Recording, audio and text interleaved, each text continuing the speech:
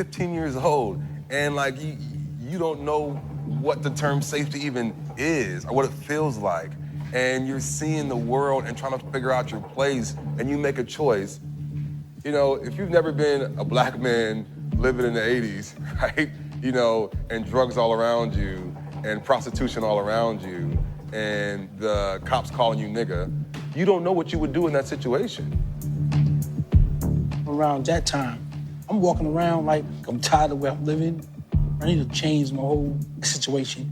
And that's when I met Supreme. Wow. Hey. Hey, hey, hey, hey, hey, hey, hey. Episode 36, you know how we coming, you know how we on it. Kitchen Talk.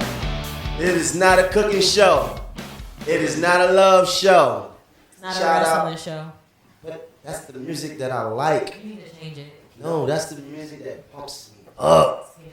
It inspires me. It motivates me. Shout out to the whole team, man. Shout out to Prime Petey. You know what I'm saying? Shout out to Slops. Shout out to my guy with the voice. You know what I mean? I need whispers. Hi, Squeak. Squeaks in the building. Shout out to you, man. Your favorite tomboy. Shout out to Holla with that Cupid. What you got, Cupid? Shout out to Holla. What you got, You better holla. Cupid. Shout out to Holla with that Cupid. And shout out to my brother Ricky. He will be back. That's my bro. You know, free Ricky till Ricky is free. My God. Unfortunately, I had to let y'all know that. And I want to keep it real with people at all times, man. Big shout out to the Halal Bros. You know how we coming at all times, man. And we just sitting here kicking and chilling in the kitchen. Smoking on hookah. I think there's a lot of like smoking hookah, but you know, it's been legends stepping in the kitchen for the last 2 weeks. Do you realize that? Yeah. And this is special to me. It's a street legend in here to me. And it's dear to my heart. I need you to understand He this. played. No, this is a street. No, because this ain't no rap legend. This ain't no motherfucking music. No, this ain't no music shit. Turn it to your You know what I mean? left. No, definitely. Definitely. Cut it out, bruh. Stop your shit. Hey, listen. His mic. I want y'all to make some noise. Round of applause for my guy, the legendary Bimmy. Bimmy from Queens. Northside, Queens. Northside. What's the difference between Northside and Southside? It's the difference is North and South. Yeah, but I heard there's a difference. Yeah, I can't hear your mic. I can't hear his mic. Yeah. He don't want to move up on the mic because Man. it's crazy. I took my COVID test today. Negative. Ow. But what's the difference between Northside and Southside Queens? Like The crime difference. the crime difference. Okay. Yeah. Was more crime on the north side or was Nah, more more crime on the south side. I can't hear you. I can't hear him. Can you hear More him? crime on the south side. And he also got Hold a on. mask on there. So Hold on. Yeah, you got the mask on. You that hear could him? be blocking. You sure? You can hear him good? I want to say this though. Anybody that knows me, that really knows me and my family, knows that Queens was always my second borough. I grew up Bed-Stuy, Brooklyn, but I had family in Queens. I had family in St. Albans. I had family in Queens Village. So I would always be in Queens as a little kid. I spent a lot of time in Queens, and I had got to know, other little kids in Queens. We would ride our bikes, still do all type of shit, fight. You know what I mean? I'm coming from Brooklyn, so we was a little aggressive, and I got cool with one of my cousins. My cousin Dude Shane, may he rest in peace. My cousin Derek D. Watts, may he rest in peace. One of his friends, he had a friend named Pop, and we got really cool. And we would play games together. We would hang out, and we would go to his house, and we would go to my aunt's house. And Pop had older brothers, Pop had older brothers that was older than us, and they was getting money. And I would see the brothers from time to time. They would not really pay us no mind, but I would see them from time to time. You know, not a lot, but from time to time. And because of their names, I always remember that. And I would, we'd be, in and out the house, or I would be over there. They would come over to where my aunt lived. And Pop's brothers were Bimmy and Joe. Those names were like gigantic in Queens at the time. It was like, these niggas was getting money. The Beamers, I remember the Beamer. Like, you understand? Like, this was a long time ago, right? And it was something that always stuck in my mind. And when I got old enough, and when I got on, and when I actually met Bimmy, I told him, like, yo, I used to come to the crib. You know what I mean? You remember I told you that back then? Yes. Crazy. Yes, crazy. I remember you too. Young nigga. Cousin Shane, God bless him. That's right. Cousin Shane.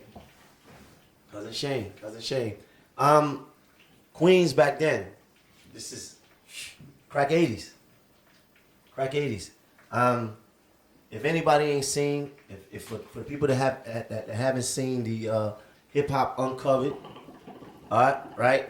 It's a dope show. I watched all 6 episodes on FX, and it was a show about street niggas. Something that I actually really tuned in because I really identify with street niggas, and they had you was one of the stars of the show. You was one of the features, along with Big U. Shout out to Big U. Deb, your sister. Haitian Jack and Trick, right? Mm-hmm. How did that come about? Well, when it first LL Cool J called me, and he called me because I've been on his tail because he's been ducking from Cool J. Yeah, Been ducking you? Yeah, we supposed to do the whole big thing. I remember. Yeah. You called me? Yeah, I called you. You came. I came. Yeah, and he called me and said, "Yo, they want you to get on this documentary." I said, "Who?" He said, Rashidi, Big U, he started naming the name. I said, I'm gonna give you a number. I said, I'll give you a number.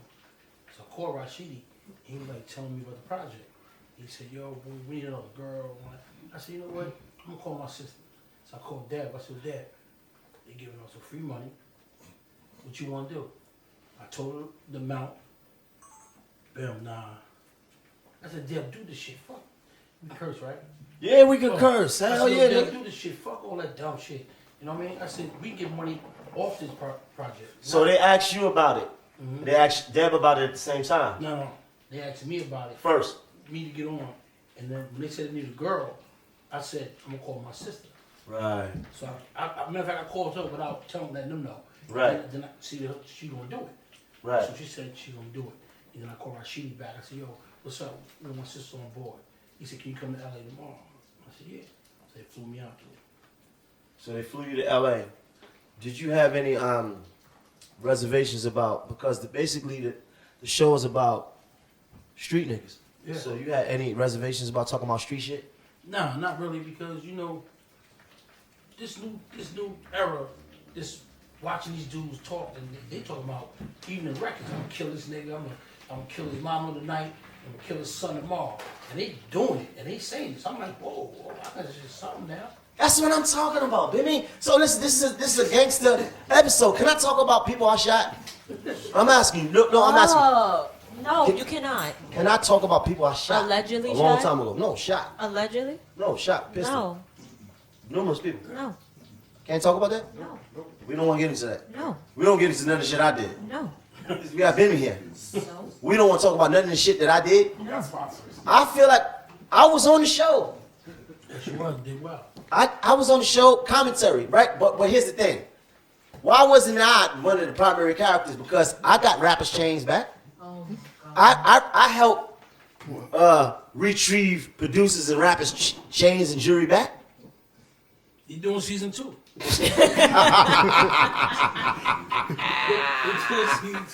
Season 2, Hip Hop Uncovered, the Maino special. You know what I mean? So at first, so you was a little leery about doing it because you come from a background. Yeah. You come from a street background, a legendary background in Queens. Everybody know what it is, Supreme Team and shit like that, right? Yeah. So, It was kind of hard because, you know, dudes are still fighting for their life. You know what I'm saying? Even though they got life and all that stuff, you know, it's kind of hard to really talk about them. Like, you know, if I talk about myself, I got to talk about them.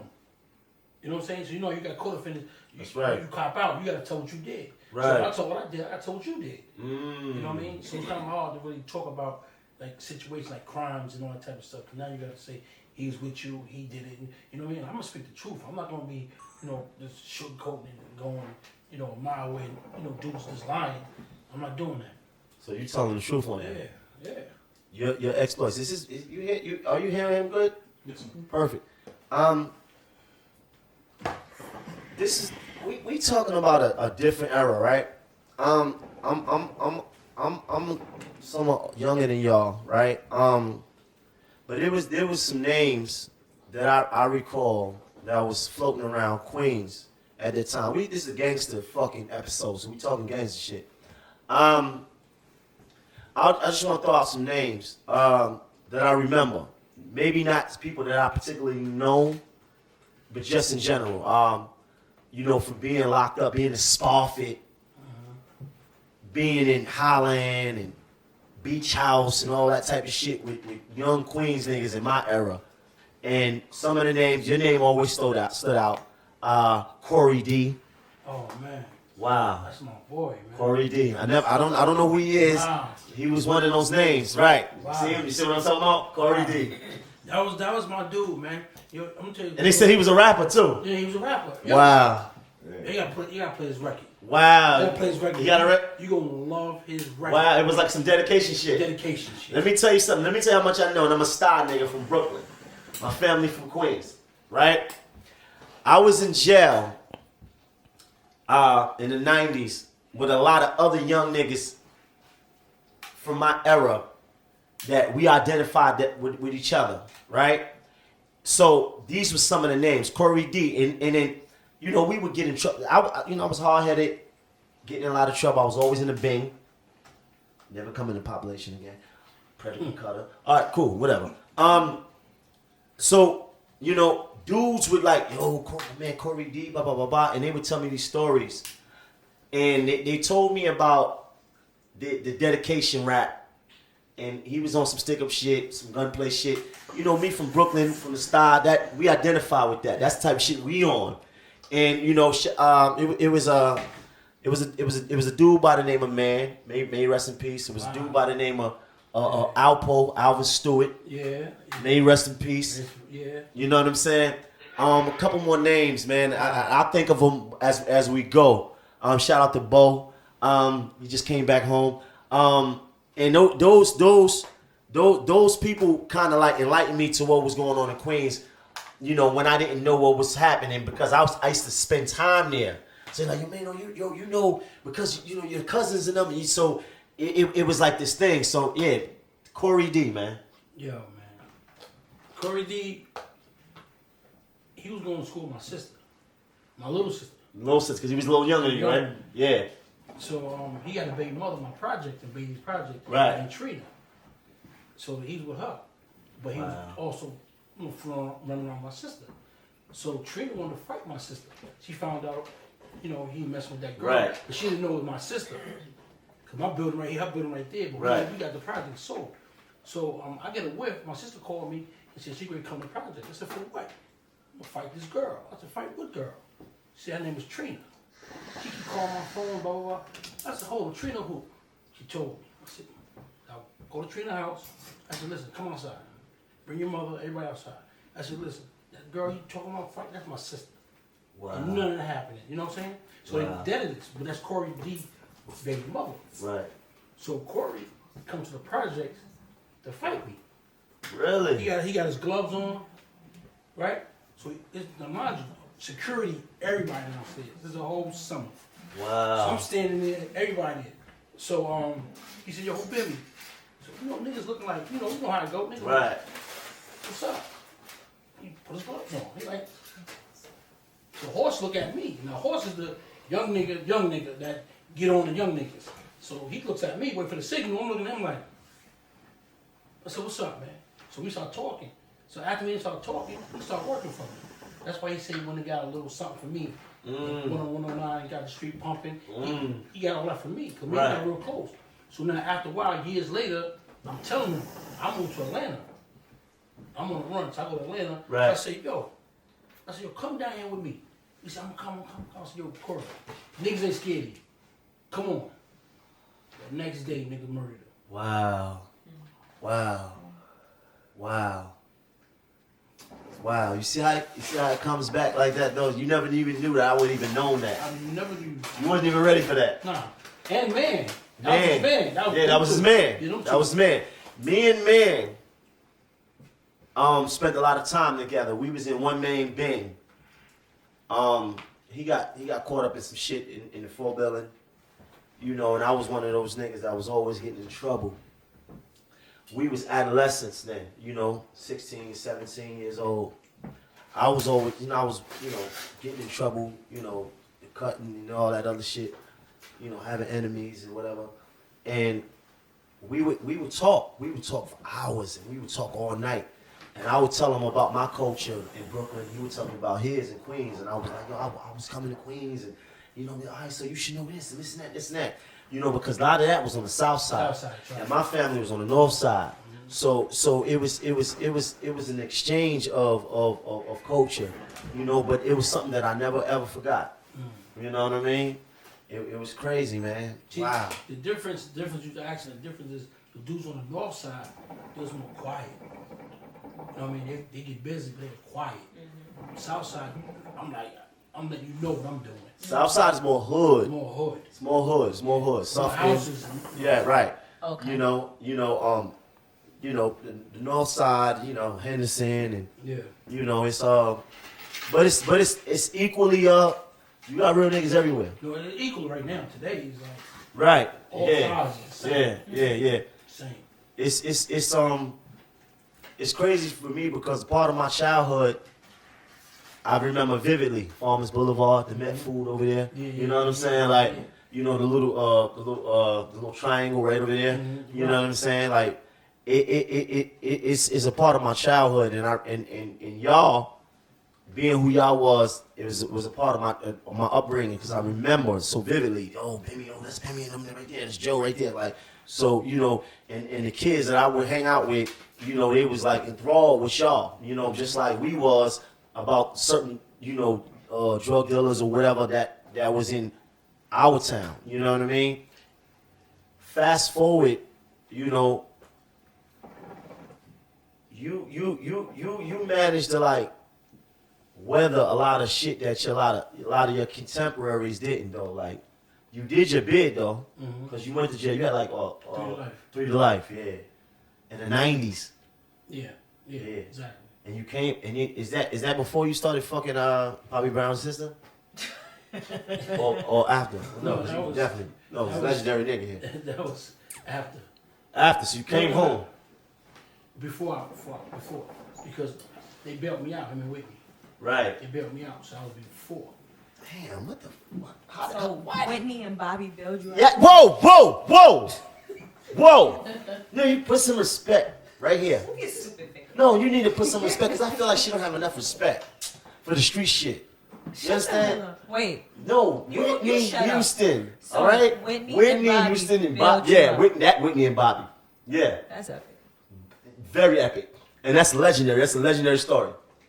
You finished? No, because I feel like she didn't know. How did that happen? Well, the rapper Sweet Tea? Yeah, I remember she lived on the south side. Yeah, on the south side. Yeah. Well, I was fucking with her. Sweet Tea. Hey, I used to, shout out to Sweet Tea, man. Her name, what was her name? Toy, right? Yeah. Because, I was around older niggas. They used to be like, Toy, I used to, we used to go to the house over there back in the days and shit like that. You know what I mean? Niggas was like really caught up in this shit right here. So, I was fucking with her, and she had some dancers. Right. Named Shane and Shalima. One was light skin, one was dark skin. Right? So, they went to Atlanta dancing for Whitney. So when I got on the run, I went to. What was you on the run from? If I can ask you. I got set up. You got set up? Yeah, from that rapper. A rapper? Yeah. A rapper such a? Yeah. What rapper is this? He said from a rapper, which No. means that he doesn't want to say No, names. but we can ask him. If he don't want to say it, then he has to let me know. This He said it, this don't is say my it. personal big homie, and I don't call niggas big homies. Like my dude says, this is gangster talk. Sweet tea. Okay, understood. Nothing else need to be said. Yeah, so she was just doing that godfather. He You from probably Queens? seen him. He from Rochdale. Rochdale. He had a red Integra with godfather on the side. Niggas only around with cars like that. Right. Integra. Foreign shit. Right. So whatever they did, they got caught and they said, yo, we know some other niggas bigger. So they gave him my name. Gave him Corley's name. They started giving dudes names. You know what I'm saying? So I came up here. She kept calling me. Yeah, I want to get some. I said, go make some music. Go make a record. My crib had a safe house down my block from my house. She never knew. I play like I'm going that way, but I go around the corner and go to my crib. So when you fucking her, but you not into music though. No, I'm not in the music. You know rappers though. Yeah. Rappers know you. Slick Rick. Everybody's coming to the park. Salt and Pepper. Everybody's coming to the park. You know what I mean? Everybody. What park? That's Baisley Park. Baisley Park. Baisley Park. That's Okay, where on they the have south the side. games. On the That's games. right. On the games. Yeah. I know. You LL. Yeah, LL. You knew LL already. Yeah, I knew him from high school. Right. But you're not even thinking about the game. No, hell no. You're not thinking about music and none of that. Streets too good. Streets are too good. Yeah. So go ahead. What happened? So she called. I said, you know what? And I was on my way to Atlanta anyway because my sister just bought a house. Right. So I'm going to Atlanta. So boom, I had to rent a car. I pulled up to her crib. I'm like, what's up? So she had a kitchen, like a long table with like stools in it. And one dude was sitting in the corner and the dude golf I was standing up. So he looked at me and said, yo, you want to buy the whole thing? I said, how much you got? Right? And he said, yo, I got $30. I said, yo, we need 40. So the dude said, we got that, and so I pulled out money. So I'm like, I said, yo, I got greedy. I'm like, yo, put the shit on the table. So I took it, I said, you come with me, leave your man here. So I go to the projects, I get it out the closet, I get it, boom, give it to him. But the field team is following us the whole time. I don't know. So we go back to the crib. So now I'm outside playing with some kids. So she comes outside and says, yo, they want you upstairs. So I go upstairs. So now I look, they got the whole thing bust open and everything. I'm like, these niggas ain't right. They ain't right. Right? So boom, so now I'm trying to get out of here. So they start asking me questions, the police do. But I'm not knowing the police. So he asking me questions. So I'm like, yo, get it from him, talk to him. He got my number, talk to him. So soon I left, I called Joe. I said, yo, I just made brother. My brother. I said, I just made a sale.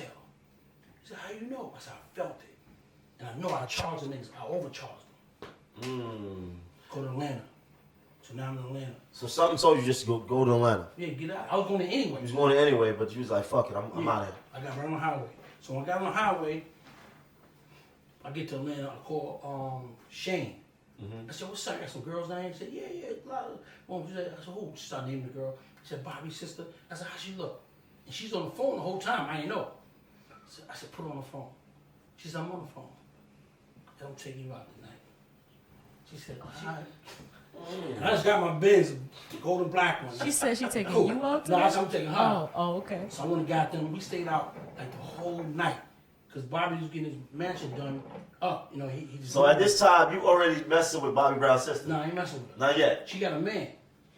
But you got cool with Bobby Brown now? No, not yet. Not yet. Okay, not This yet. time he put his foot down. Yeah, No, he not cool with Bobby yet. No, he put his foot. He said, I'm taking you out. He told he gonna take Yeah, you so I out. took all of them out. We all went out. So he I charmed got her. my niggas when we all go out. Right. We parlayed for like a whole week. We just went out for a whole week.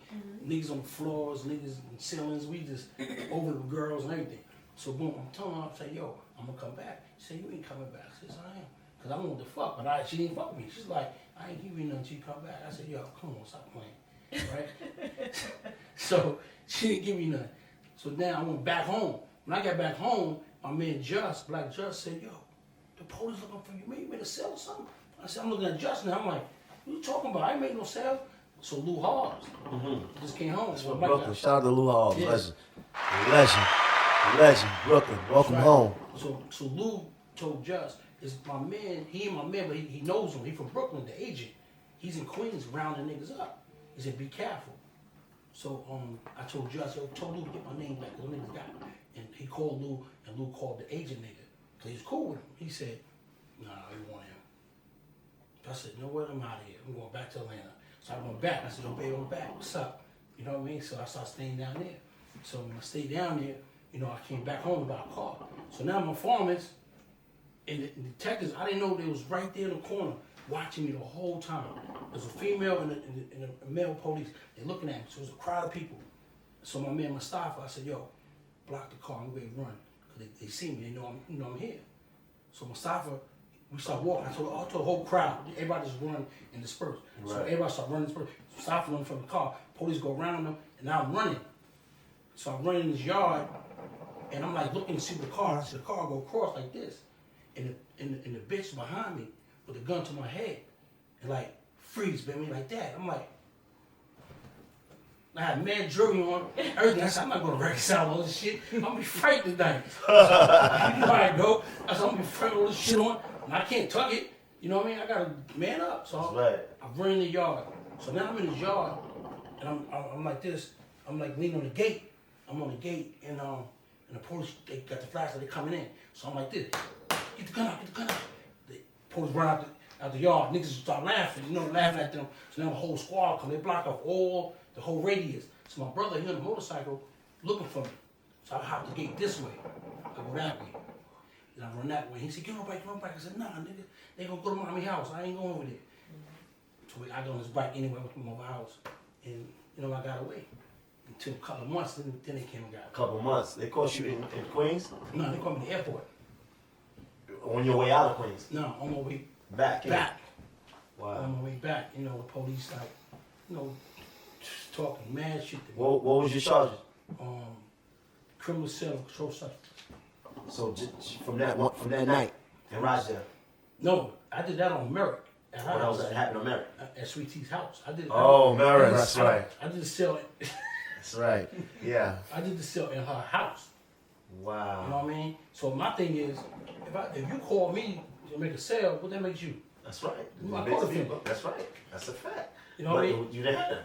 I had none by myself. So you understood what it was. Wow. Yeah.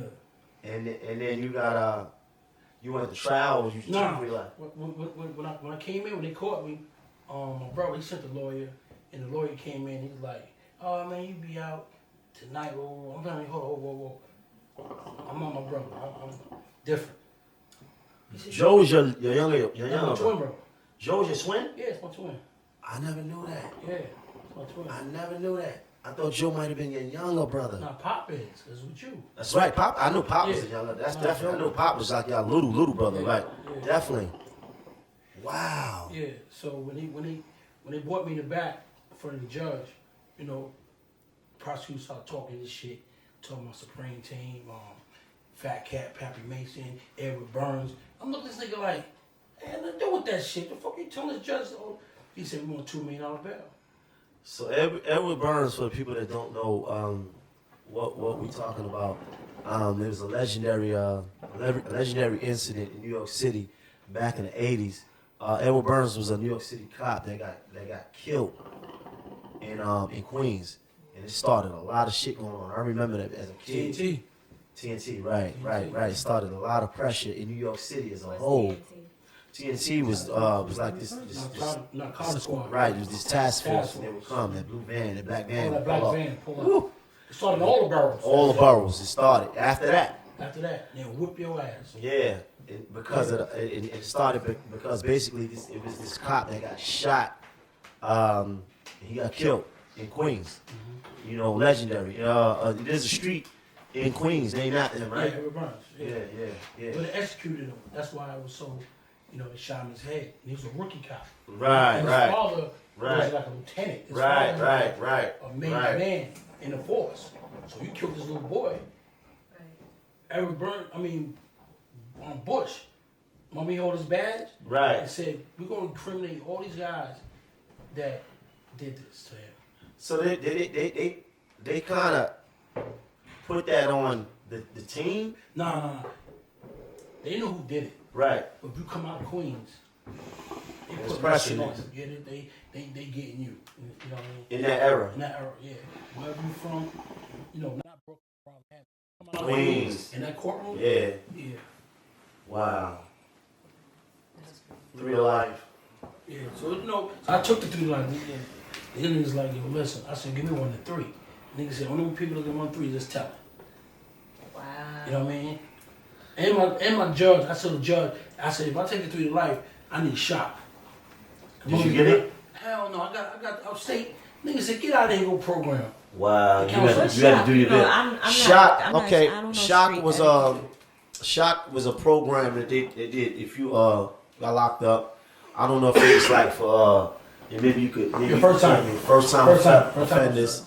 You would get this program. Shock was kind of like this drill, like a military kind of sedative, where you would be in a prison, but it was like the military. And it was strong. You had to wake up at 5:30 in the morning and do push-ups, and it was crazy. It was demeaning. I heard about it. I never experienced that, but I heard about that. I heard 50 was in Shock. Yeah. You know what I'm saying? I heard he did. You do 6 months Shock, you would come home. But it was like so whatever your bid was, if you got shot, so you could have like a 3 to 9 and get shot.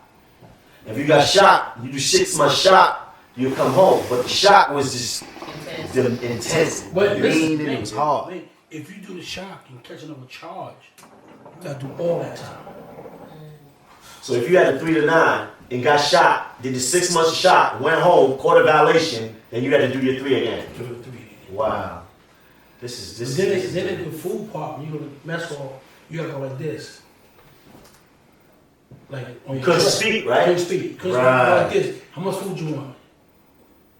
And if they put that food in your plate, and you ain't eat it. Yeah, I heard that. They put it on you. Yeah, I heard that. Yeah, They was doing shit like roach, you know, like you Yellow know, in it your was face. it was demeaning. I heard, you know what I mean, for people that have been in it, because I was locked up with dudes who couldn't get through it, right? So if you couldn't get through it, then it was like you get kicked out of the shot and then come to a real jail. Yeah. You know what I mean? So it was like, well, you got kicked out. You was a fuck up. You couldn't get through the program because it was so rough. It was some military shit. Get the fuck out. Go to a real jail and do your bid.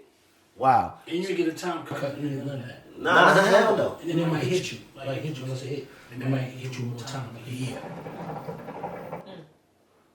You know about ASAP and KSAP. Of course. Yeah. ASAT, KSAT, you know, those are the programs that you had to do, you know what I mean, to get your, you wanted to get a certificate to take to the board. Yeah, but KSAP, ASAP, what I learned is they was teaching you how to tell. You know what? When I got to Rocket Island, I thought it was on the boat or the beacon, one of those. Right. And they had an ASAP program. On the island? On the island, yeah. Really? Yeah, and I first got there. They had a ASAP program. And the dude told me to clean the bathroom. I'm like, man, I didn't clean no goddamn bathroom. You got your mind? Next morning, the counselor said, yo, bed 19 can use the phone. Like, dude was just telling me, like, Right. I heard that. Pull up your brother. Like, I pulled them up. Those was drug programs. I didn't have to take those. I had to take Anger management. anger management, aggression. I took those. How did that work out for you? I'm still here. Yeah. I'm here. So you did your 3. You had a 3 to life. Did you make your board on 3 years? Nah, I got work release because it's my first time. I already said it was my first time upstate. So my points was already big because I never been upstate. So when I'm gonna tell you a story. Like your first time upstate, what they do to you? They make you shave. I had a 5 to 15. Yeah, they make you shave all your hair. But then all that. But I had a 5 to 15. I was 17 years old. They didn't do nothing for me but put me in a jail. The problem with me was that I was getting in trouble in jail.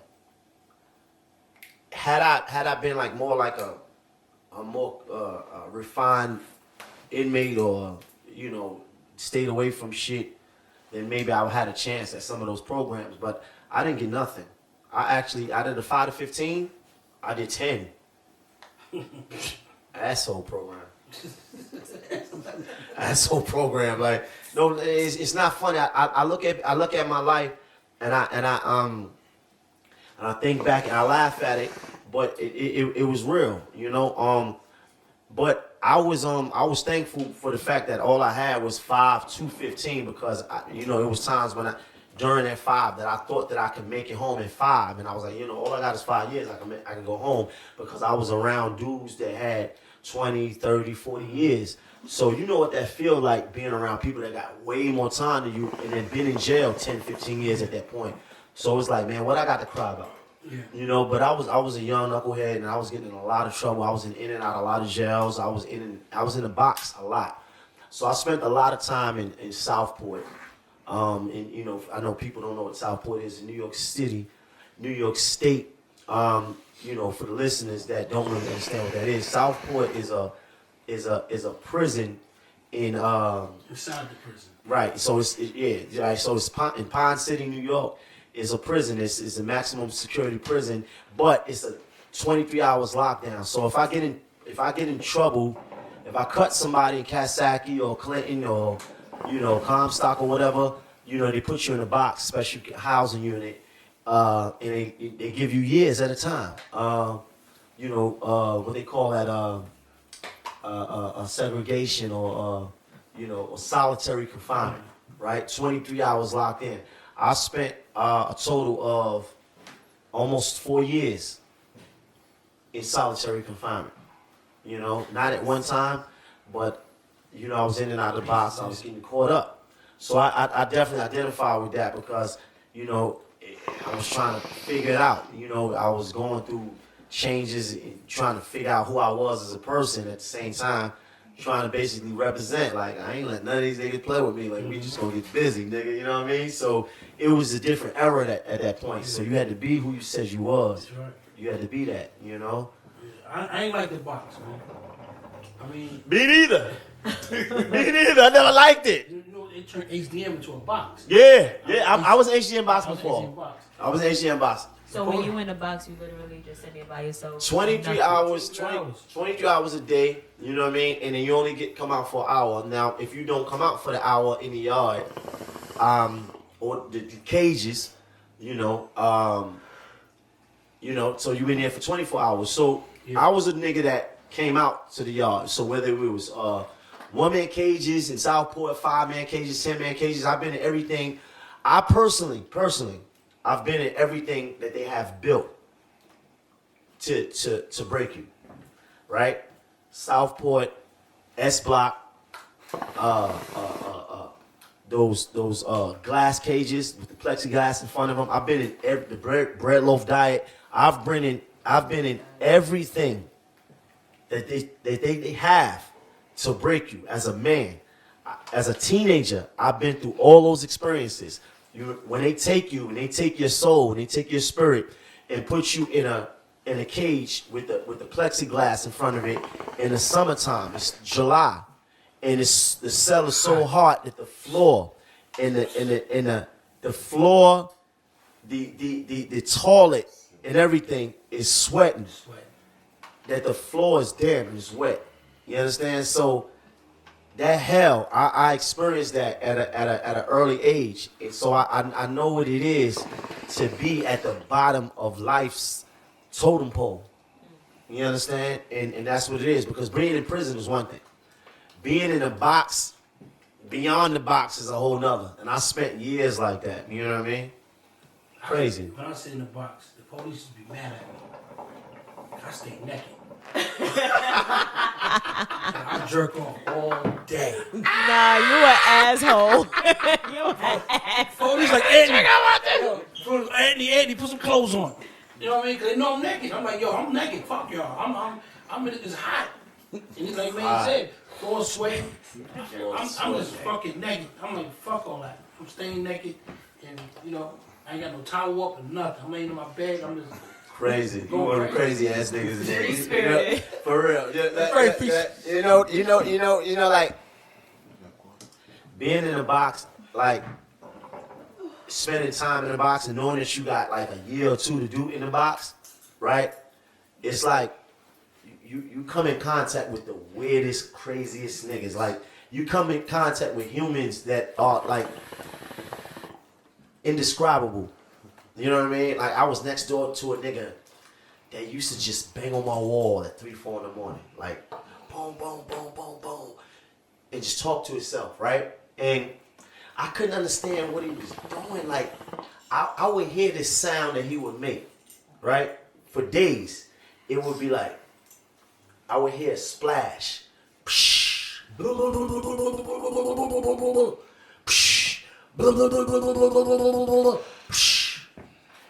I didn't know what that was.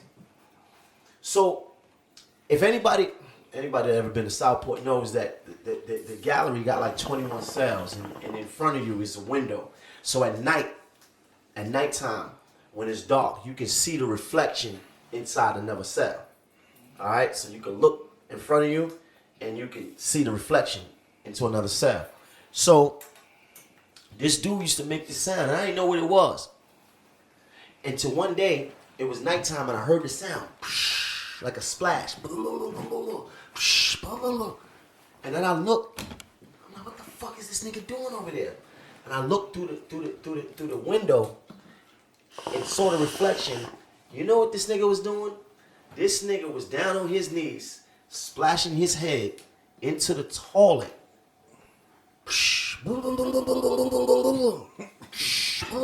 I couldn't believe that. This is some shit like, when I tell these stories, like, the average human does not understand what I'm saying. Like, it's like, what? I'm telling you, this nigga was face in the toilet, blowing bubbles in the toilet. We in the box, understanding what the box is. We got years to do in the box. At this point, I probably was doing a year in the box. I think I had a year at this time in the box.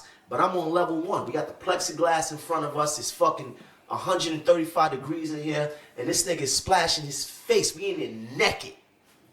Splashing his face into the toilet. And I'm like, what the fuck? I don't know what he was. He was sick. He was crazy because you at your lowest low. Yeah. You at the bottom of the bottom. You at your core. To be stripped of everything.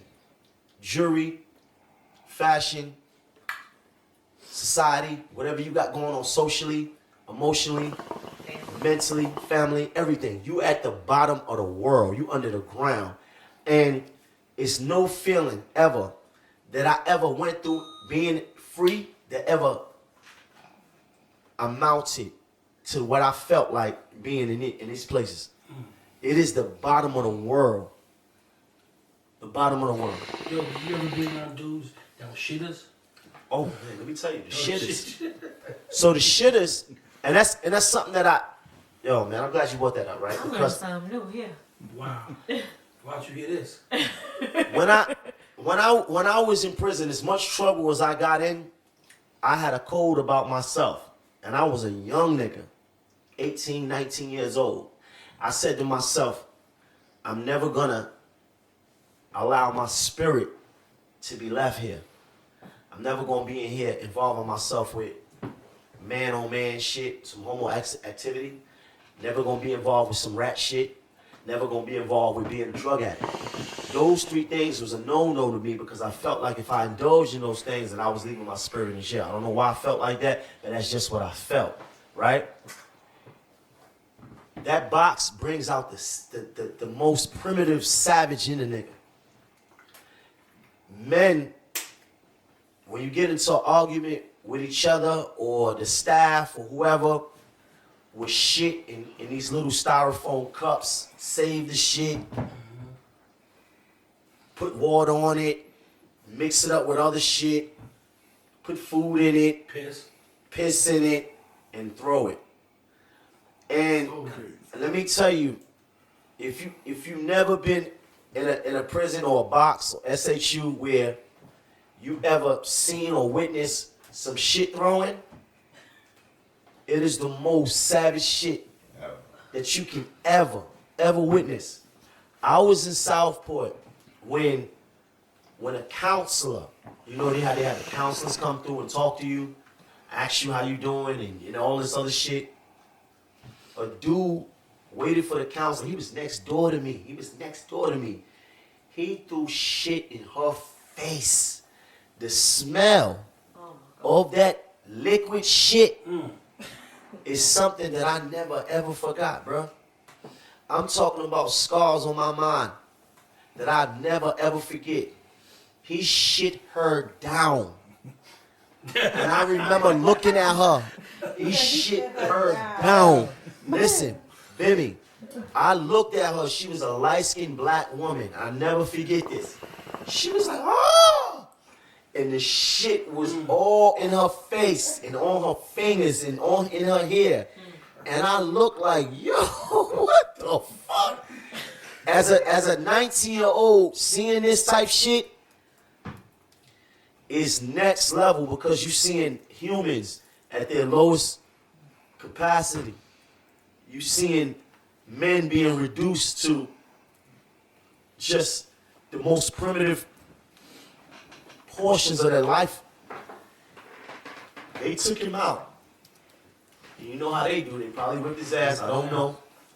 But what was interesting about that, she came back the next day. I never forget that. She came back the next day like it was nothing. So I've seen the shit fights. I've been threatened with shit. Man, you know I'm gonna shit your bitch ass down. You gonna shit me down? You gonna shit me down? You gonna shit me down? So yeah, so I never, like my 3 rules about the ratting and the drugs and the homosexual activity, I never involved myself with those things, and I never allowed myself to be that primitive. If I had problems with niggas in the box or whatever, I would just be like, yo, listen, let's get to the cages and, you know, let's cut each other up. Let's do what we do. You know what I mean? Like, I would never allow myself to be involved in some shit like that because I felt like if I did that, I was losing myself, bro. Like, I was losing my spirit. I was becoming something that I wasn't. Like, I'm gonna actually what? Take this cup that had oatmeal in it, eat the oatmeal, wash it out, and then put shit in it, and then hold it? Nah, bro, I ain't that. Like I'm not. Yeah.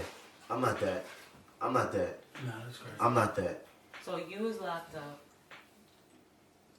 and Bobby and Whitney bailed you out.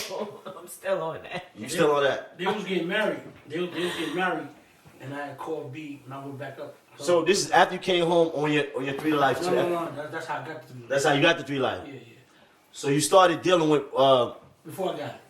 with Bobby's sister. Yeah, I was doing it before I got the time and all that. Before you got the time. I was on the run. You was on the run, so you went up to where they were staying at, Atlanta. Atlanta. How you meet them?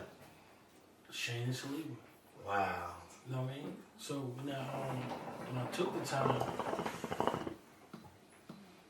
I just took it. But how did you get them to bail you out? Like, they loved you that much, nigga? Took it. You know what I mean? I got this mic right here. You know what I mean? Y'all know. They loved you. Real nigga gonna shine. Nah. B was like, that's my brother, man. Shout out to Bobby Brown, man. brother. I never met Bobby Brown.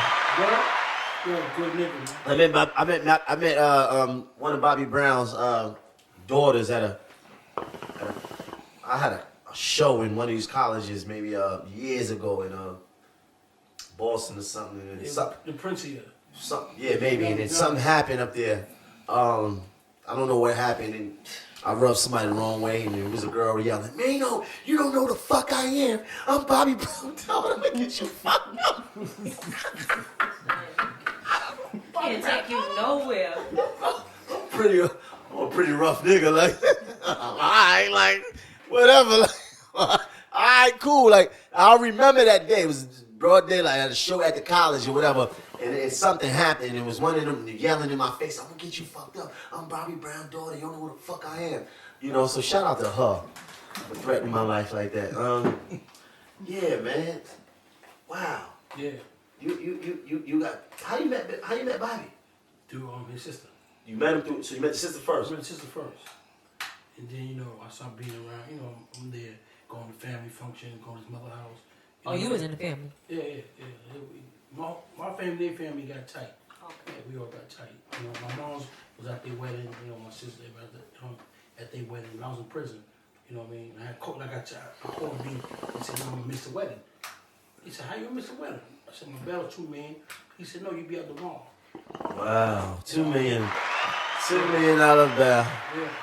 Niggas can't get out on 25,000. Fuck, god damn. When I had a hearing, they, you know, they put stipulations on it. I got to have a hearing see where that money came from. You know what I mean? Because I was in there for drugs. Right. So I never forget the DA. They brought me back in. You know, because the money was already up. I had to wait like 15 days. And when I came in, told the judge, yeah, Your Honor, he can count for the money. Whitney Houston. He didn't know who Whitney was. What? Hold up. Hold on. Did Bobby said to you, nigga, you gonna be out tomorrow? Yeah, tomorrow. And that was it? That was it. So now you got the hearing.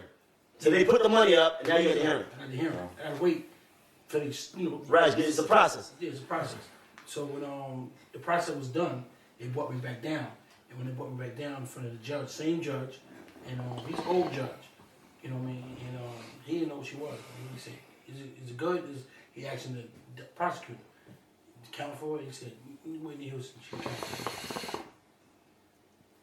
Wow. And the judge didn't know who Whitney Houston was? He didn't know who she was. Get the fuck out of here. I promise you. I walked out them gates, though. I was like, what? But the prosecutor knew who she was. prosecutor knew. They came to the courtroom. Yeah. Wow. At a hearing. Round of applause, man. Legendary street shit, nigga. That's legendary street shit. You niggas can't even get bailed out by your baby mamas. Let alone Whitney Houston, nigga, man. Rest in peace, man. Whitney Houston. You still cool with Bobby. I never met Bobby, bro. Word? Never met Bobby, man. You want to meet him? Because it sounds like it. You said it a couple of Nah, times. I never met Bobby, and I hope, I don't got no smoke with what happened a couple years ago at the college, but. Nah, he a good dude, man. Nah, like, yeah. That nigga I brought from New York, down there, Yeah. he put him in a car with him. It's right. You know what I mean? That type of nigga he is. Like a real I nigga. can see that, man. I can see that. Real nigga. I can see that, man. Real recognized, I can definitely see that, man. That's dope. When you came home though, how did you pivot into the music though? Cause I remember hearing like, oh, Bimmy's A&R and Def Jam. I was like, oh, they got street niggas over Def Jam and shit. Like, cause I'm thinking about my childhood. So I know the name, I know the histories. I'm like, but I'm thinking it's a Queens thing. Like, it's all Queens because I would go to Queens as a kid and see Run DMC. I would see LL in front of his grandmother's house on Ilion and Dunkirk. Am I lying? Ilion and Dunkirk. Okay? I would see that as a child. You know what I'm saying? So I'm like, it's a Queens thing. How did you pivot like that though? Well, I was with Run DMC back then. Mm. You know what I'm saying? So he took me on the road and I was with him. You know what I mean? Before you went to jail? Way before I ever even sold drugs. I know That's they a were. rev. You know what I mean? He was Run back then. Shout out to Jam Master J. Jam Master J, Well, man. I'm affiliated with the rev. Shout out to You Jay, are? man. I used to work with Diggy. Damn, man. Who? Okay. His son Diggy. Shout out to the whole family, definitely. Dig you. His Yeah. mom was Yeah. So it's another long story, but you know what I mean. So me being Run DMC, I'm on the road with them. That's before Leo Coleman was at Def Jam. He was wasn't a road there. manager. He's a road manager. He was a road manager. So this is you back in your street days, and you met Very Jay. beginning. Very beginning. And you met Jam Master Jay, who was basically like a street nigga Street nigga turned DJ. turned DJ, who had a lot of respect in the street. Yeah. You know what I'm saying? Who was connected with a lot of street niggas Yeah. in that time. Hollis Avenue, Hollis. 230. Yeah. Definitely. Yeah. So he was like, yo, Bim, come on the road with us. No, what happened was, it was a girl across the street from my house. Her name was Leslie. Mm. I don't know if you know her or not. This is my man right here. So, Jay, they just came with that Sucker MC record. Wow. This Sucker MC. back, So I was in my yard. I ain't had nothing. Right. You know what I mean? I'm playing basketball. Right. Tell you up. So, I'm playing basketball with the girl Leslie. She like the street niggas, I wasn't a street nigga. I'm playing ball. She Right. like the niggas. Right. So then I seen Jay come out of the crib one day with Hurricane Right. and they new car and all that. So I'm like, damn, I'm never gonna get Leslie. You know what I mean? so Jay was messing with her. So then one thing led to another. Me and Jay wound up speaking. Then we got cool. Then DMC came around.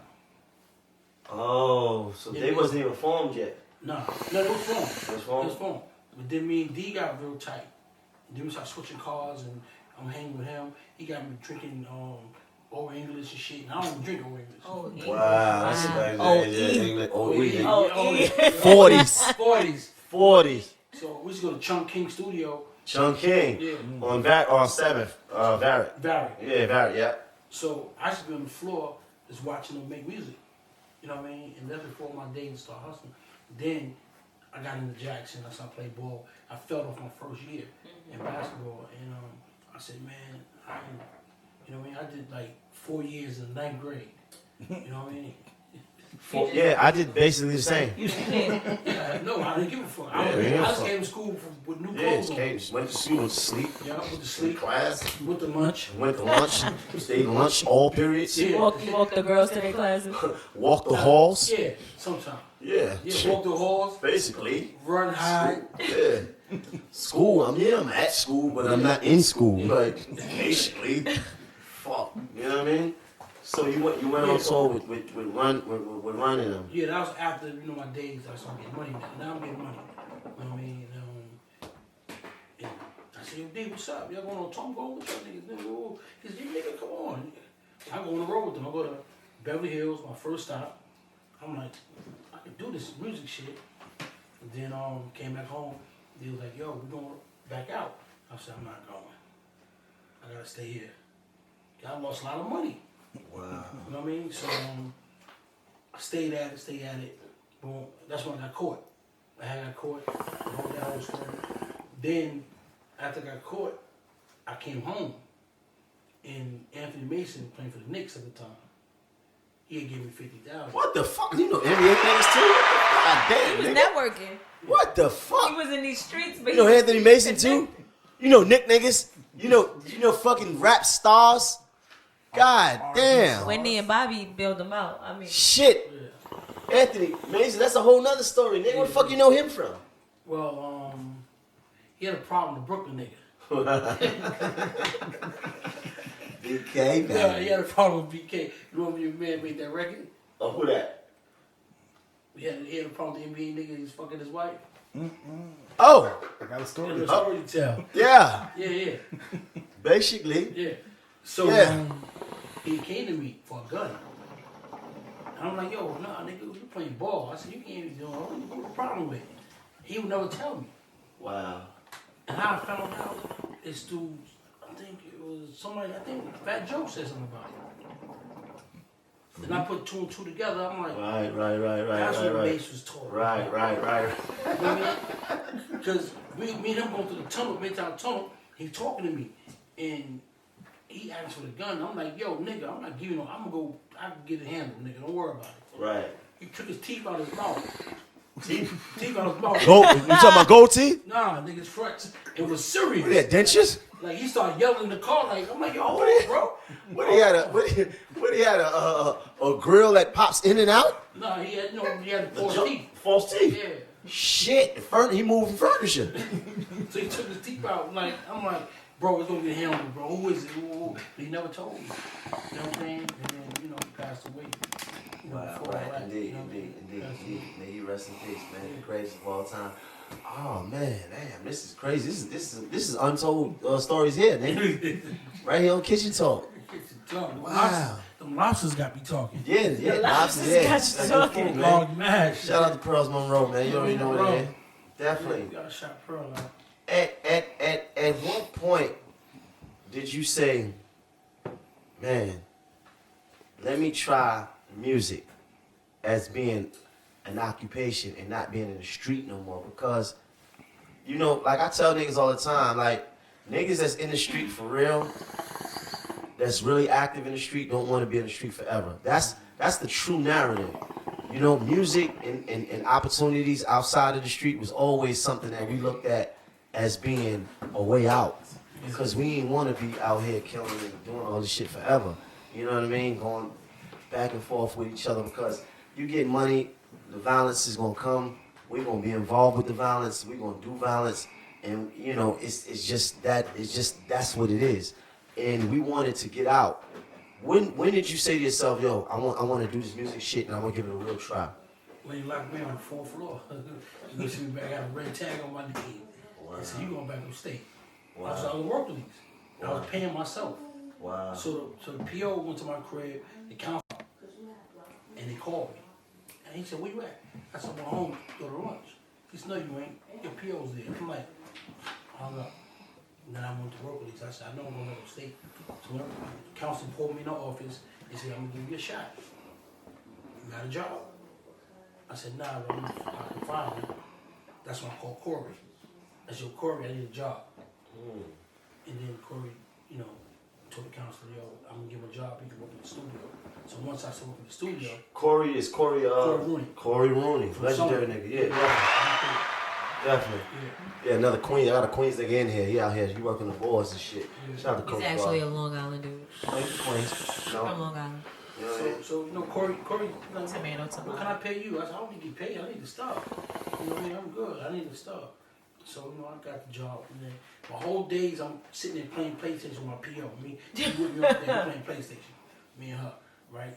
So I'm like, she said, she just encouraged me to do a lot of different things. Right? I mean, so I said, you know what, I'm going to go around there and do it. I'm going to go around there, I'm going to produce. Well, I went in there, I watched Corey D and Mark Morales. Prince Marky D passed away. Yeah, Prince Marky D. That's my dude. You know what I mean? And I learned. And then a lot of hits was coming to Corey in a way. I did the 401 for Mary. Right. Carrie, J-Lo, all that stuff. So a lot of companies was calling them to do music. So the hip hop part they were giving to me. So the Coogee Rap remix came in. It's a shame. It's a shame. That's the first record. Well, how the fuck you know that? I'm a music person. You're not a music person. I am. So when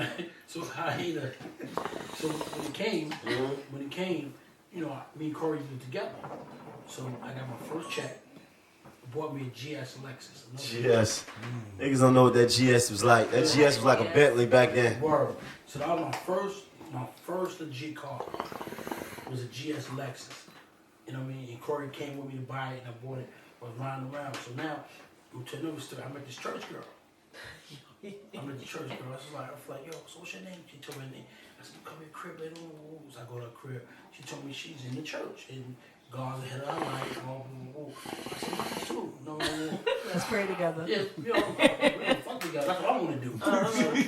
So I told my man Rome, I said, well, take my car and come back in 2 hours. I'll be finished in 2 hours. So me and Shorty did our thing. And she said, she was coming back. I said, yeah, I'm coming back. I'm lying to her too. I ain't coming back. Got the call. My mom's called me. She said, where your car at? I said, my man Rome got it. She said, no, your car's in somebody's house. That nigga crashed my car in somebody's house. Wow. I said, that's why I give a fuck from God. Wow. You don't mess with God. You don't mess with God. Wow. You know what I mean? I just lied. And he crashed my first legit car.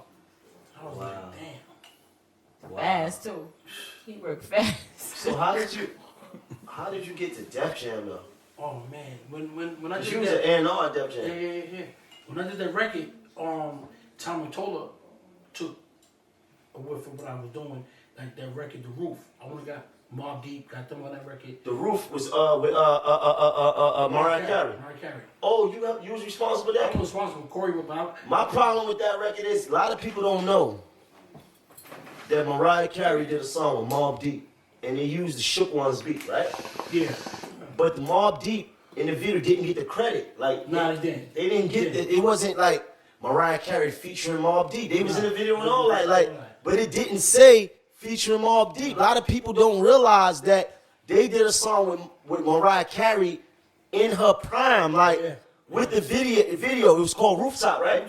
She used the roof, right? She used their beat, the Shook Ones.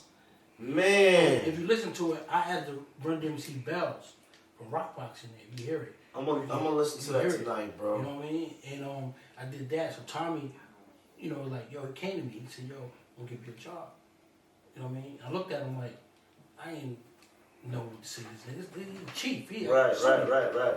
So I called Russell. I said, yo, this nigga trying to give me a job. Slow up, bro. You just don't be calling Russell, bro. Like we never even talked about you even knowing Russell, but you calling Russell. Like, this is what I'm saying, bro. Like, DMC. you connected. You already know Russell. Not like that, but Right. I know him. Right, you know him. Russell is Russell then. Yeah, Russell was Russell then. Russell is Russell, like Russell is Russell. This is not like Russell's hip hop. This not yoga Russell. No. It's not Fat Farm Russell. No. This Later is- on. That was This later is on. potty mouth Russell. This is Russell. This is Russell. Def Jam Russell. Yeah. Man. Yeah.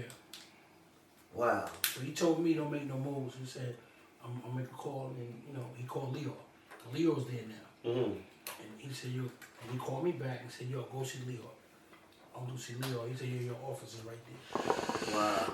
So I looked and shit, I'm like, damn. Wow. Street elevation, man. One time, man. Give me some. You know what's crazy, man? Russell was in a documentary. He was? They took him out. Why? Because they told him the Me Too movement. Oh, yeah. But Big U, he tried to for 3 or 4 times, fight for it. Because it was my segment. Like, me and Russell filmed together. You know what I mean? It was crazy, passionate. It was crazy. We talked about so much shit. And but they just say, yo, but Big U yo, listen, every nigga on here is feelings. Dr. Dre, me, him, everybody. I don't like that. He ain't been charged. Russell That's ain't a been fact. charged. Let me tell you something. I don't know if you remember this. Me, there's a story here. Me, you, your nephew Waka Flocka, and Russell Simmons.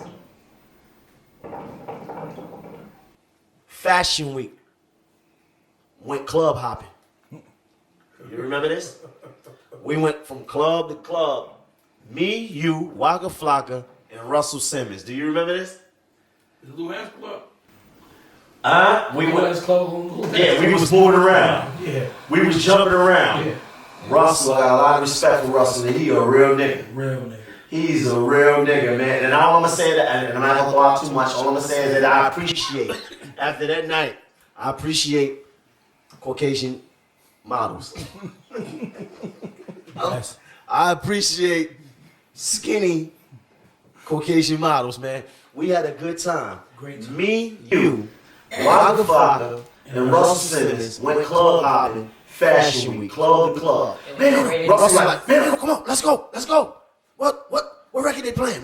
Russell would go to the DJ booth and make sure that they was playing my records. Yeah. Like literally. Like, it's a fact. Yo, you got that name? You got the Waka Flocka? Like, let's go. And we would bounce around, and we was doing a lot of downtown clubs. You know, it's diverse. They got a lot of pretty Caucasian models, you know, Asian, you know what I mean? Skinny, 98 pounds. You understand? Yeah. Wet. Yeah, definitely. And we had a great night. That was a memorable night for me. Yeah. Me You know, too. being you remember that night? You know what I mean? Me too. You know, Rolls Royce was outside. We was jumping outside. I was in a Bentley or something. We was moving around, and we had that was the start of the Hammer tour. That's right. You don't know what the Hammer tour is, man. Can you explain to me what the hammer tour Oh is? my God. I would like to know. The Hammer tour is this, right? I told Bim, I said, we gotta go. We go on the Hammer tour. The Hammer is the Hammer. We gotta get hammered. Hammered, and everything we do is a tour. From that on, we get on a flight, hammered. We go to this club, hammered. Everywhere we come, we hammered. We done. We finished. Everywhere we go, we lit. We on our level. We slide sideways everywhere we go. I feel like you there right now. Could be. Baby used to call me, man, what's up? We going on the Hammer tour. The Hammer tour? Damn, we had a good night. That was definitely a good night, man. But That's why, man, that's why, I look at this hip hop community, man, like, I ain't standing up for Russell, man. wow. How? They didn't charge him with nothing, right? Nothing. Accusations. Accusation. And the problem with accusations is that they are unfounded. Like, you don't know people alternative or like motives. Like, for instance, I had a personal situation where a girl, remember Club Griffin? Mm-hmm. I was in Club Griffin and then I asked the girl, like, yo, what's up, we sliding? She was like, I don't know, we ain't sliding, this and that. I was like, all right, cool, I'll see you later. She was like, well, you gonna take me home? I was like, nah, I ain't no cab. And she caught a heart attack about that. Oh, fuck you. Oh, you wearing that crown. All this other fuck you, nigga. And what happened was, because she felt embarrassed in front of a couple hundred people in front of the club, she went to the whatever precinct it was and filed a charge against me and said that I hit her. I had never touched her. I had never had no physical contact with her. I had never had no, not even really not a real legitimate altercation with her. And she filed charges on me, and then I was in the paper for like, it was like, oh, Maino assaults this girl, this and that. And I had to really go to jail behind this. And it was an unfounded, not true allegation. And what happened was, I was humiliated. I was humiliated by these accusations, right? For one, I was embarrassed. I didn't say nothing publicly about it, other than that I was innocent, because you know when you defend something, you giving light to it, right? So there's a science behind that. I don't defend shit that's not true. I don't even defend it. Fuck out of here, right? Whatever. But what happened was, they found out that she was lying.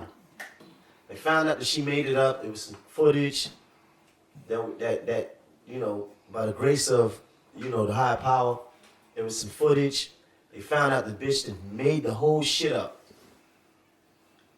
But it was like, when they was slamming my name, it was like all these big articles on me in the Post. But when they found out that she was lying, it was like these little articles. Because the lie is better than the truth. It's more exciting. It's more tantalizing. It sells more. It's more exciting. So when I hear stories about what's going on with Tip and Tiny, who personal friends of mine, who I've been around, been to their home, been to their wedding, been to their family's home. So it's like, it's so easy to put a story on a person. It's so easy to put an allegation on a person. It's so easy to be in that place and you don't know where it's coming from. It's like, damn. No evidence, no nothing. But just the fact that they said it is enough because you're guilty in a public eye. That shit is crazy, man. What year was that? That happened to me? 2013 or 14. 14, I think. Would you say you was the first person that they started that? Bill Carter, you know, they started hitting us. They started setting us up like that. Nah, I don't think so. I think that shit been happening for years. But who? Like, I don't know. I just feel like it. I can't even say. cause you know, like our era is like. That's a good question. I don't really know. We prosecute our own people. Right. We don't let them prosecute them. You know what I mean? We take it right to the street. We gonna prosecute you to here.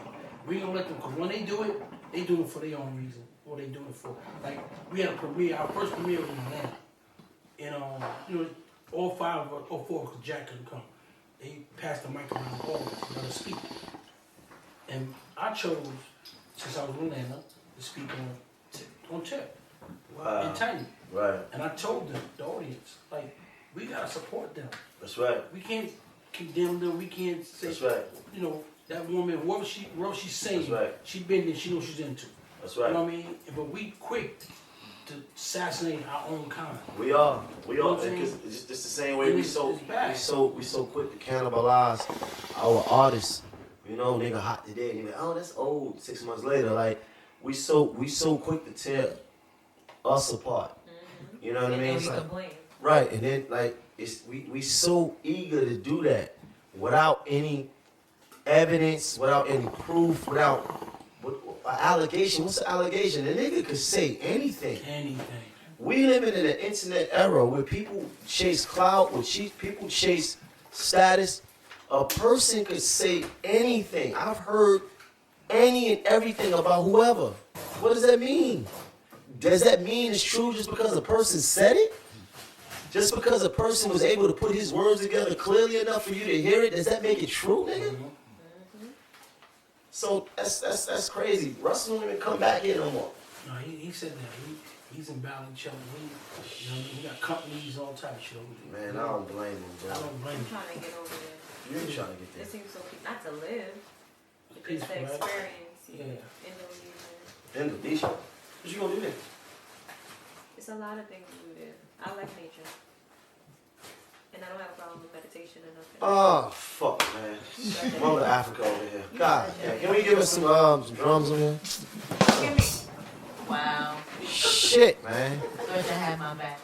God damn. You going over there to do what? I'm going over there because I just want to experience it. I follow a page, and people go to different places in the world and they post, and it just seems like a very serene place to be. There's a lot of nice things over there. She looking for a man, man. I told her that you're not into it. Told her that you're a legend.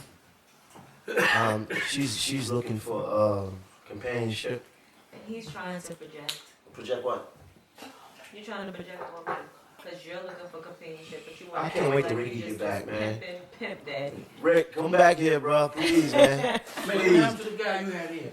Rick. That's Rick? Yeah, Big Rick. Oh, He was there that night when we partied. You know, he was there that night when it was me, you, Russell Simmons, and Walker. Get out of here. Yeah, he was there. He was there. Rick is Maino's voice. A lot of alcohol. Rick also saves him from me. Huh? You tell Ben don't believe that. You know, let me ask you a Ben question. believes that. Why do you think all our guys in New York don't live somewhere else? Atlanta, LA. I was having this conversation today with one of my brothers. When I go to other places, it's an energy sometimes that I feel like ultimately inspired. I feel supremely motivated. Atlanta is one of those places. It's a very progressive town for like us, for like black people. A lot of shit going on in film, a lot of shit going on in production, music, you know. And a lot of times it's like you come back here and it's like it's a rough city. It's rough on us. It's grind. It's aggressive. It's not always friendly. You know what I mean? So I see people that went out and left the city and found life in other places, and I commend that. I personally didn't leave because I got a daughter that lives in LA, so I'm in LA all the time, and I spend time there, but I haven't parked anywhere because it's like I got my son here too. It's like I can't just leave him, you know? Yeah, me and Clark King had that talk last night. Yeah. Yeah, Clark called me. We was kicking. We was talking. Shout out to Clark. That's my guy, man. That's my guy. I gotta stay on the East Coast. Why? Because it's home. It's like I know here. You know what I'm saying? Like dudes understand. You go to Atlanta. You know how many highways out there? Alabama, dudes in Alabama, dudes in North Carolina, dudes in the South. Mississippi, all that. They can bother you and they'll never find That's a fact. That's a fact. You know what I mean? That's a fact. I can't do it. That's You a have fact. a different mentality. You think beyond certain things, and Yeah. you also have a survival mentality. Yeah. Of course, when you because when you're from the street, then you always thinking ahead. You always thinking, oh, what could happen? You're always thinking in the terms of violence. You're always thinking in the terms of danger.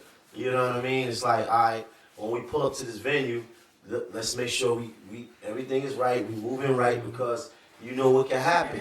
You know, you've seen everything happen. You know what can happen. Shit can happen over the smallest disrespect. Yeah. But I don't even think. I mean, definitely from when you in the streets, you think that way. But I think it's also a hood mentality because because I'm not, and it could be because I've been around guys too. But I'm listen.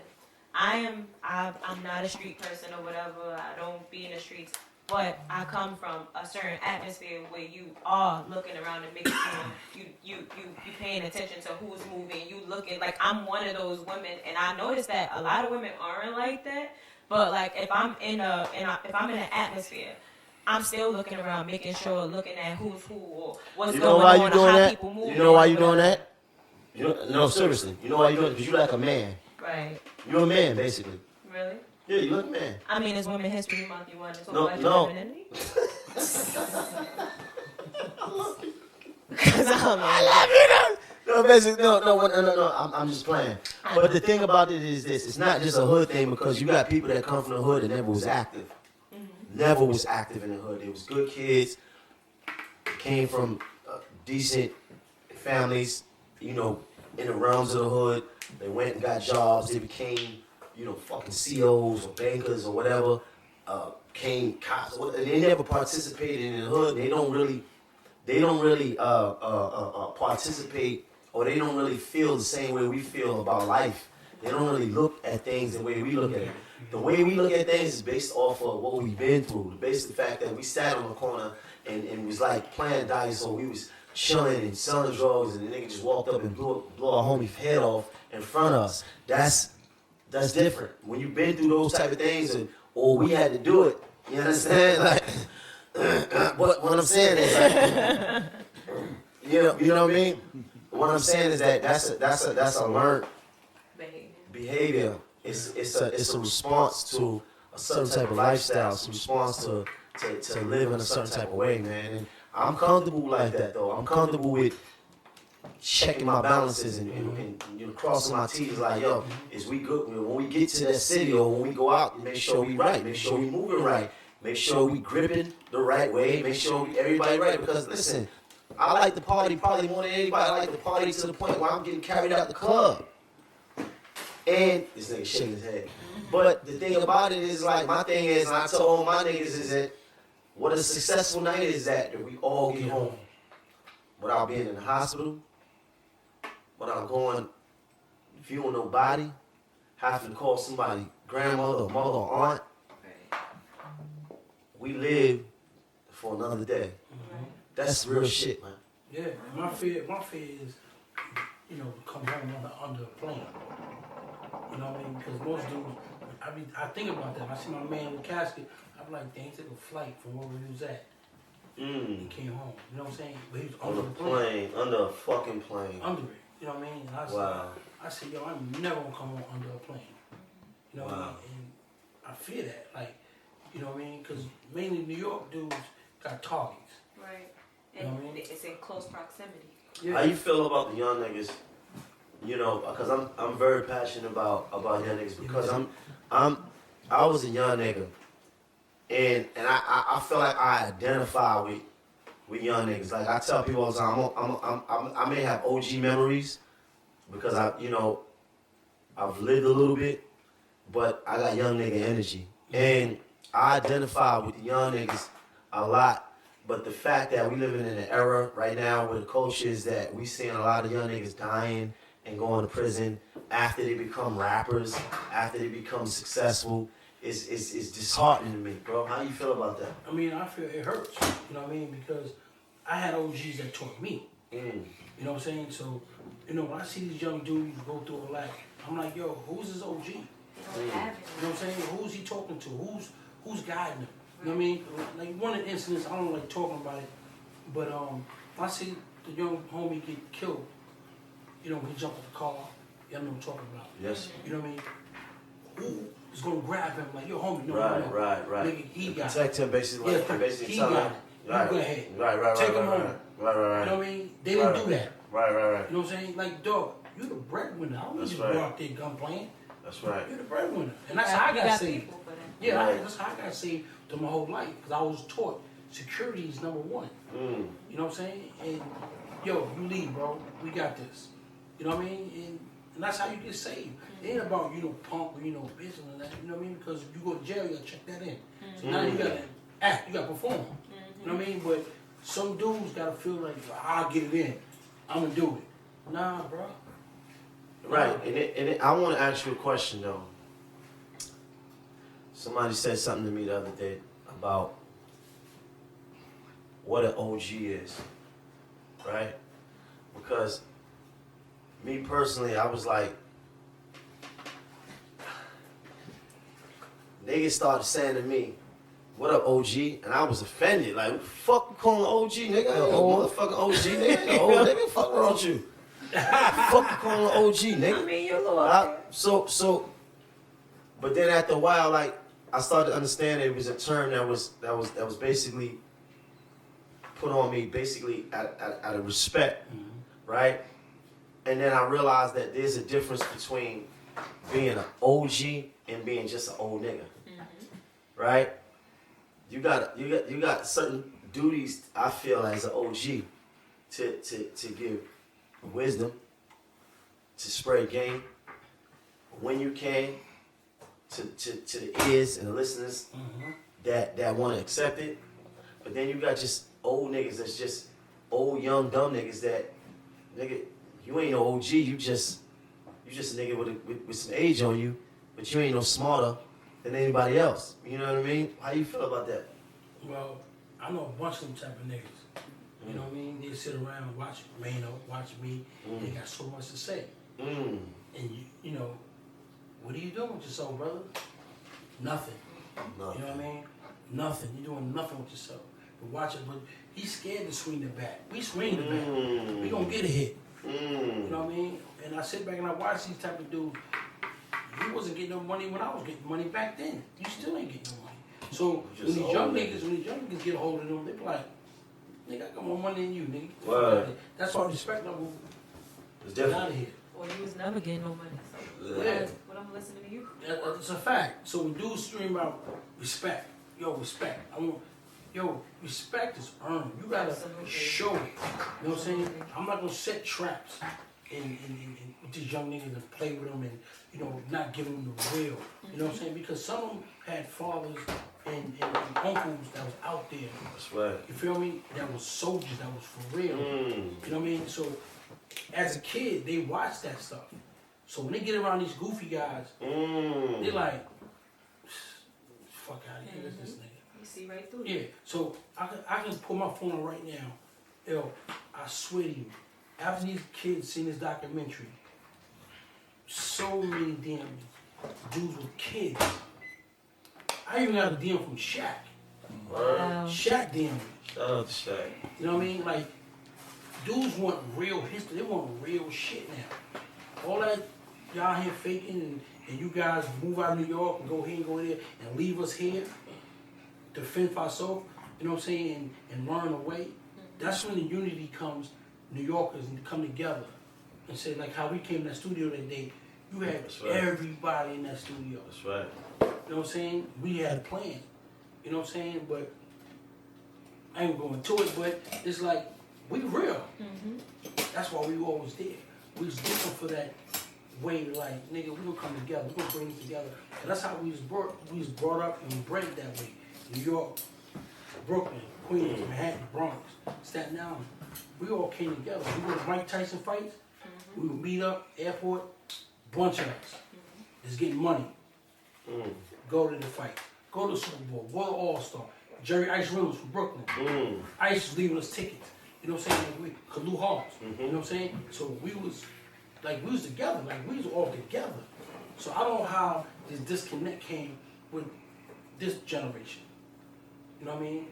And maybe you could tell me, you know. I think the young niggas is smarter than what we give them credit for. You know what I mean? I just think that they see the world through the lenses that they seeing. And when we was young niggas, we seen them through our lenses. When I was a young nigga, you couldn't tell me that I wasn't right. But all I needed you to do was respect me. I didn't need you to stand on my head and tell me about me. But if you showed me respect, I gave it back to you. You know what I mean? If you understood that I was out here drilling and doing whatever I needed to do, whatever I felt that I had to do, then I was good with that. And it's the same thing. Like, you know what I mean? Like, nobody want to be preached to. Nobody want to be told, oh, you don't need to be doing this, you don't need to be doing that. Right? Give a nigga an option. You can't just say, put the crack down, put the drugs down, without having fucking opportunity or something else for a nigga to do something else. You know what I mean? So it's basically the same thing. Because I identify with that, I get it. You know what I mean? So I really, you know, am very, very, very careful about how I carry my niggas, because I never want them to think that I don't understand them.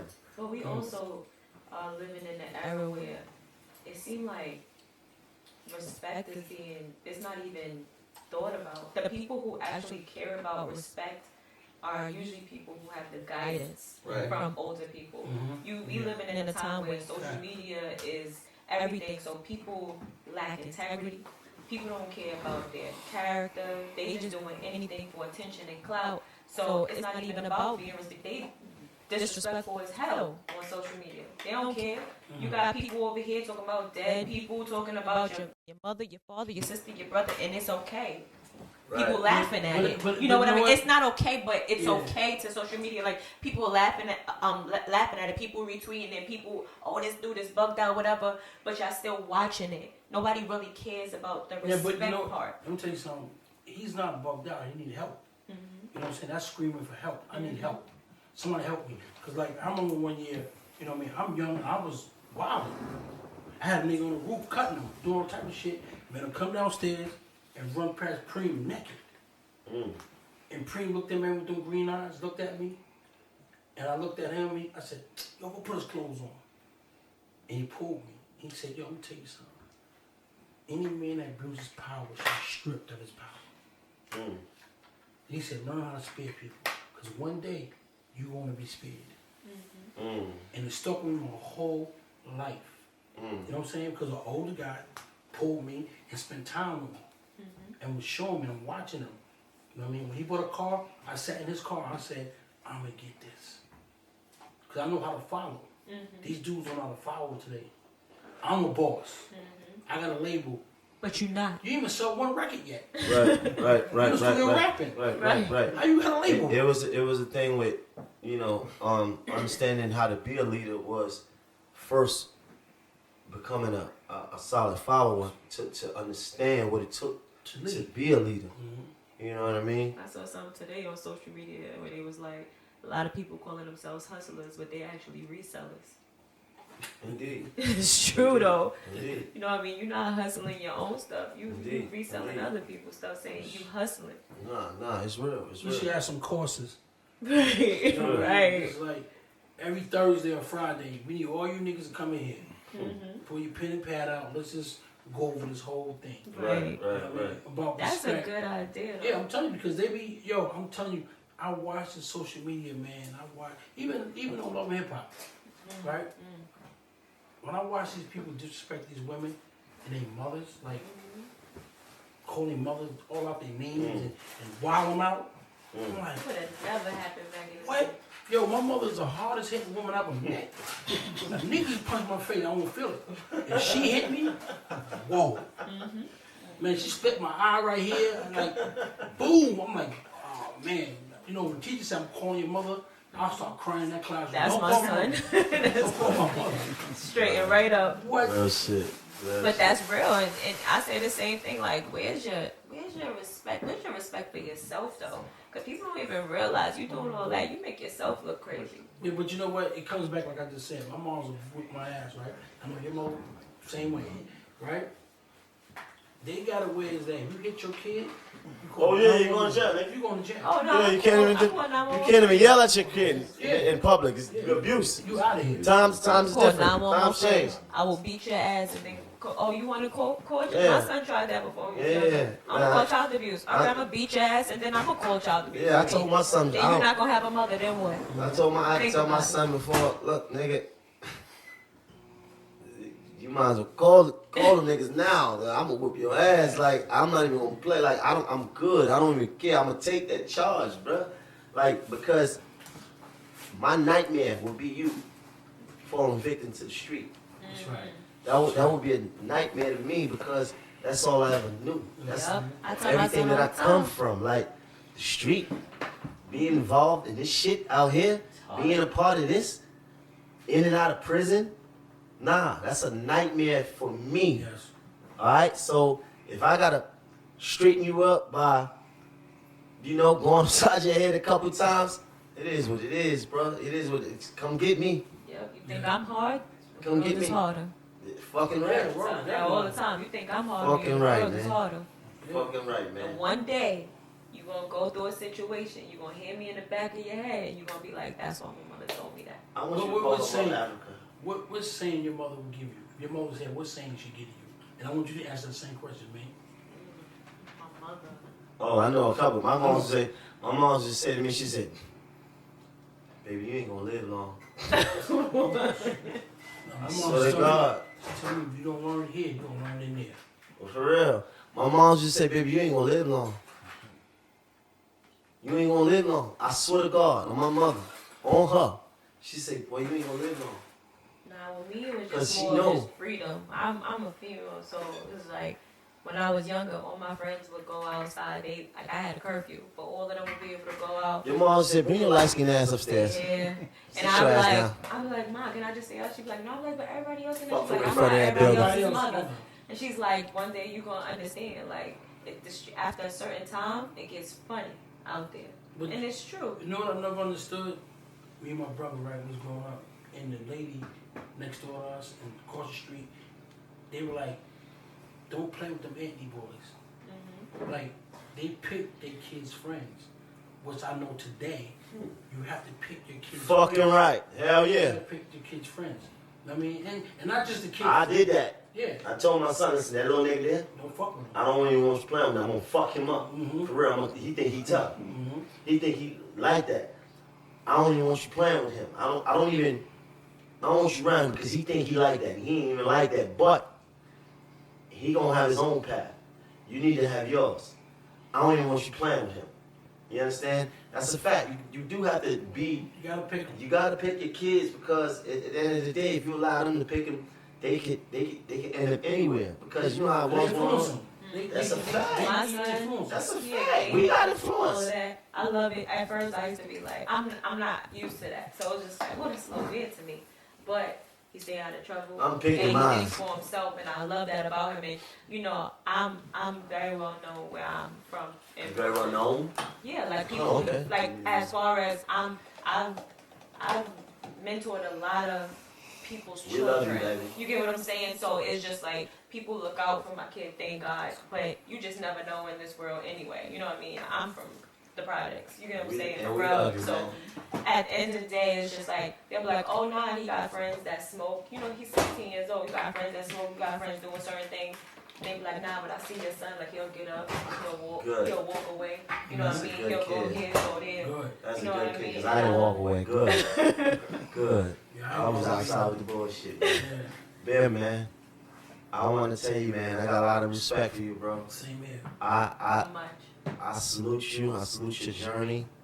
You know, you still here. You know, a lot of legendary niggas. Their best days is their past days. You one of the very few that actually still out here shining. You know what I mean? Still riding around in foreign, still running around. You know what I mean? Still out here doing what you do, still living up to who you are. You know what I'm saying? And you still figuring it out. Like that's just a testament of a man. So I salute you for pulling up to the kitchen, coming through, sitting with us and kicking it, giving us some juice and talking to us about shit that people don't even know that even happened. Man, thank you, bro. Yes. For real, bro. We appreciate I want you back. We gonna eat a little bit, man. But I mean, I had to do your show because I watch our show. Yeah. And I see Big Boy always smoking hookah. Yeah, I know. Yeah. And I be going crazy. I said, man, I gotta do main show. Nah, definitely, man. Oh. They always fighting over the Oh, hookah. really? Damn. Bust the break some bread with me, bro. Yeah, I definitely am. Oh, God. That's how you Damn. feel? Shout out to Pearls Monroe, man. Bro. Oh, Man. Jesus Christ, man. That's your favorite tomboy. This is what it is. This is, oh, God. What's that, bro? Oh, man. Bro, what's that, bro? Man, hey, listen, man. Chase your dreams. Thank you. You understand? Whatever you dreaming about, just get it out there and do it, man. There ain't no perfect moment, man. Make the moment perfect. What the fuck, nigga? We lit. We lit. I didn't know we was here. We did it. We need that deal. We need that deal. That's right. We need that deal. We coming for it, man. Big shout out to you, Bimmy, man. Same back to you. Legend. Hip Hop Uncovered. If you ain't seen it, it's on FX. Let's get it. Good. Sign it out. Catch your talk.